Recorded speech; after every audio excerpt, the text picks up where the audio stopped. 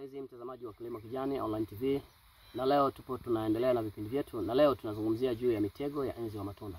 Na kwa mara ya kwanza nilionyesheni mtego ambao tunauandaa sisi wenyewe, lakini leo nimekuja na mtego inayotoka kwenye kampuni ya Kangeta Kilimo. Huu ni moja kati ya mitego bora sana ya kudhibiti nzi wa matunda. Kwa kawaida mitego hii ya Kangeta ni mitego ambayo inakamata wadudu ambao wanaathiri zaidi ya mazao 125. Kati ya mazao ambayo yanaathiriwa na wadudu hawa na mtego huu unaweza kudhibiti ni kama ifuatavyo. Nitaelezea tu kwa uchache. Ni kama mfano matikiti maji, matango, maboga, zukini, nyanya, pilipili, bilinganya, maharage machanga, madodoki na vibuyu. Na kwa kawaida mtego huu mmoja ukiweka shambani unadumu hadi kwa siku 90, kwa maana ya miezi mitatu. Kwa hivyo mtego huu ni mtego bora sana utakaoweza kukusaidia namna ya kuweza kudhibiti nzi wa matunda kwenye mazao jamii ya maembe na aina hiyo ya matunda. Hivyo mpenzi mtazamaji wa Kilimo Kijani, nitawaonyesheni hatua zote zinazotakiwa kufuata ili kuandaa mtego wetu. Lakini pia tutawaonyesheni namna ambavyo wadudu wanakamatwa. Kama mnavyoona hapa, hatuna hata mdudu ambaye anazunguka kwa sababu mtego bado hatujaufungua. Lakini mara tu baada ya kufungua huu mtego, mtashuhudia wenyewe namna wadudu ambao watakuwa wanakuja na wanavyokufa. Eneo liko na wadudu ni lazima wafuate tu.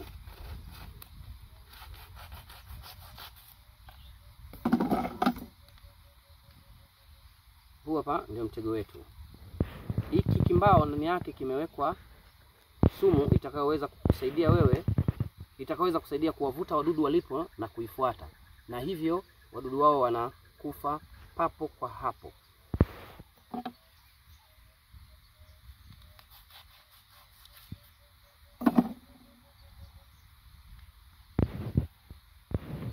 Dawa yetu ni hii. Ngoja tuwaonyeshe. Umeona mara tu baada ya kukata wadudu hao wameshaanza kuja. Unajionea wadudu hao wanapoanza kuja.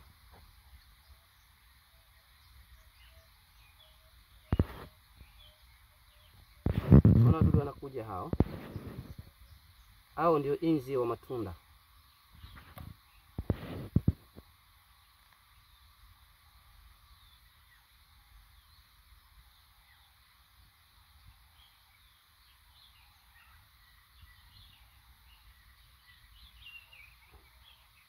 Eneo letu kwa sababu huwa tunaweka mitego mara kwa mara, kwa hiyo wadudu wapo lakini sio kwa kiwango kikubwa.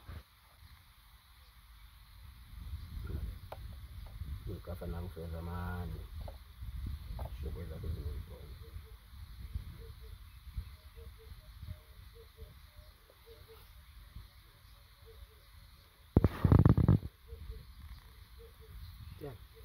Mavuno wa kawaida wanaoguta. Hiyo tu ni sehemu ya wadudu ambao wamekuja kwa ajili ya kufuata hii harufu ya hii dawa. Na ukiweka kwenye makopo yako vizuri, maana yake hawa wadudu utawadhibiti kabisa. Kwa mfano kama umeona wewe ukaja mwenyewe tu hapo sasa hivi, baada akiwa yuko hai, lakini baada ya muda sio mrefu atakufa baada tu ya kuvuta hiyo harufu, yeye mwenyewe anakufa. Tunawapeni pia mbinu ya kuweza kupunguza gharama. Ipo ndani kwenye kuweza kupunguza gharama. Mtego huu mmoja ulitakiwa uweke kwenye shamba la umbali wa mita 50. Sasa sisi kwa sababu ya kutaka kusaidia watu na kupunguza gharama, mtego huu mmoja unaweza ukaukata vipande viwili vilivyo sawa au vipande vinne. Sisi tutakata vipande vinne.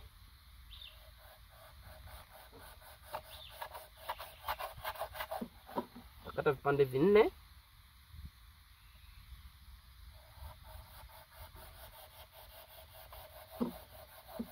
Kwa sababu hata ukiukata vipande 6 bado harufu itabakia kuwa ni ile ile na uwezo wa kufanya kazi utabakia kuwa ni ule ule.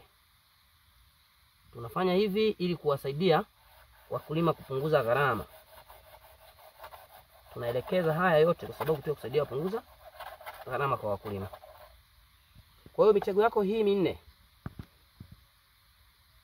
unaweza kuiweka kwenye shamba la ukubwa wa ekari moja.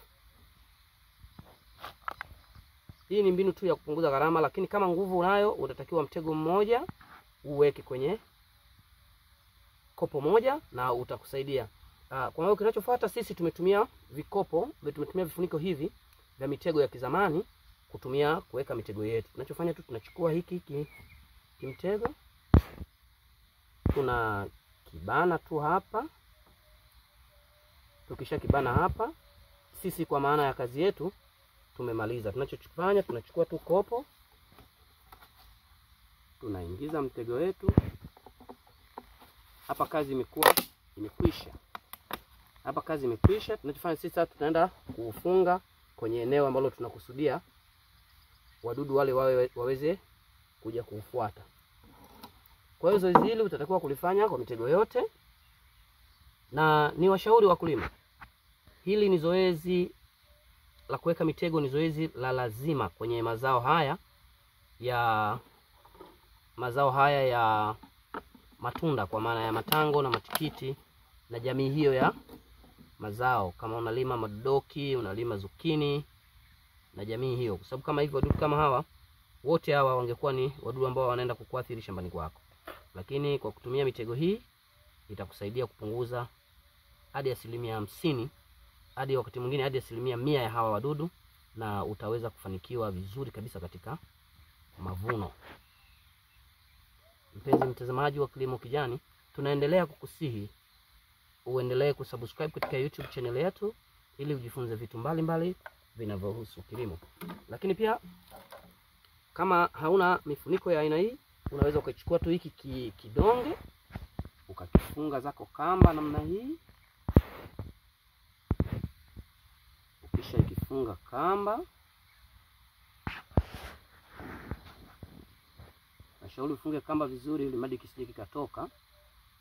Kwa tutafunga kamba hivi. Ukisha funga kamba, unatafuta tu mfuniko wa chupa ya maji yoyote ule. Kama chupa ya maji hata kama hii, unachukua unaiweka hivi. Alafu unachukua mfuniko hapa unaifunga, kwa inakuwa tayari imeshabanwa. Ikisha banwa, wewe unaenda kutungika sehemu ambayo unahitaji na wadudu watakuja kuingia. Lakini pia unaweza kutumia makopo asili ya hii mitego. Mitego hii inakuja na kopo zake kama hizi. Inakuja na kopo zake hizi za asili ya Kangeta.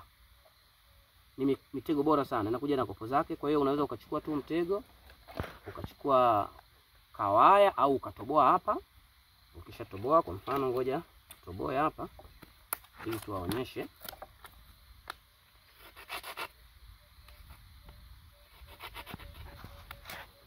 Ukachukua mtego ukatoboa hapa. Ukishatoboa, utapitisha kamba yako namna hii. Ukishapitisha kamba yako namna hii, mtego wako unakuwa uko hapo kati. Unachukua hili kopo, unavesha.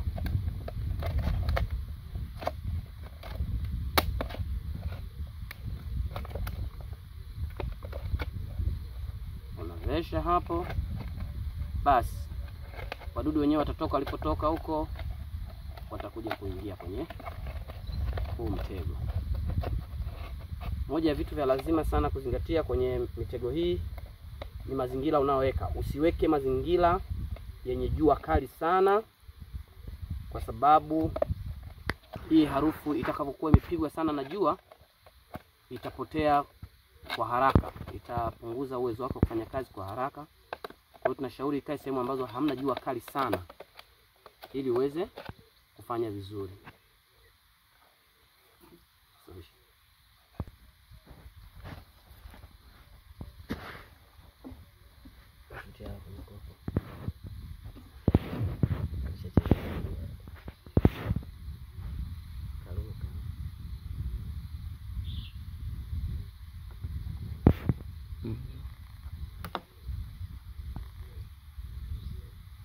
Kama unavyomuona huyu hapo yuko kwenye hatua za kutaka kuingia ndani humu, na kwa kutumia hayo matobo tulioweka pembeni ataingia huko ndani. Na tunajaribu kuweka hii mifuniko mikubwa au kufunika mfuniko wa maji, lengo hata itapokuwa imenyesha mvua maji yasiwe na uwezo wa kuingia ndani ya chupa. Ndio maana tunaweka mfuniko na kutoboa matundu pembeni tu, ili hata kama mvua itanyesha maji yasiwe na uwezo wa kuingia ndani ya hizi chupa. Kama unavyojionea, huyu ndio mdudu ambaye tunamuita inzi wa matunda. Yuko katika jitihada zake za kwenda kuingia humu ndani, na atakapoingia humu ndani atakufa. Mpenzi mtazamaji wa Kilimo Kijani, usisahau kushare, kulike pamoja na kucomment ili kujifunza vitu mbalimbali vinavyohusu kilimo. Kilimo ni biashara, kilimo ni ajira. Asante.